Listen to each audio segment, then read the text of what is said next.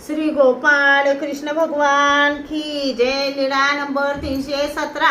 रस्त्यात इंद्र भटाला शिक्षा पण मग सर्वज्ञांना सकाळचा पूजा वसर झाला।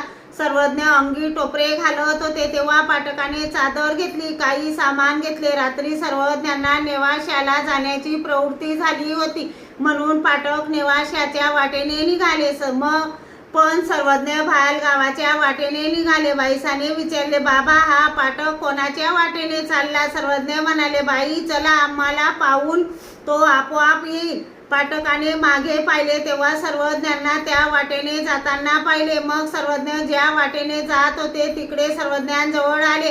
इंद्रभट सर्वज्ञांना वाट लावायला येत होते। बाईसा म्हणाले, बाबा इंद्रभट बरेच दूरपर्यंत वाट लावत आला, आता त्याला थांबायला सांगा ना। सर्वज्ञ म्हणाले, येऊ द्या बाई, आता याला हीच भेट। इंद्रभटाने ओळखले की सर्वज्ञ आता माझ्यावर उदास झाले आहेत।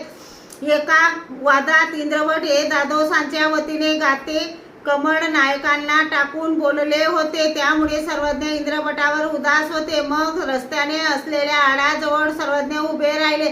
सर्वज्ञ म्हणाले, मर मर इंद्र, आपल्या मनाने मोक्षाची इच्छा दर्शन व त्याला तुम्ही असे बोलता? बाईसा म्हणाले, बाबा काक सुकर म्हणजे काय? यावर सर्वज्ञांनी काकळ सुकराचा दृष्टांत निरूपण केला। सर्वज्ञ म्हणाले, बाई कावडा असे तो चावचू करुणी अमेद्य ऐसा सारी तया तू सार निवडी, तया तू कैचे सार तेथेची सार तेही अमेच्याची की शुकर असे तो बोडी आतू चुडी खोवी, तया तू सार निवडी, तया तू कैचे सार तेथेची सार तेही बोडीची की।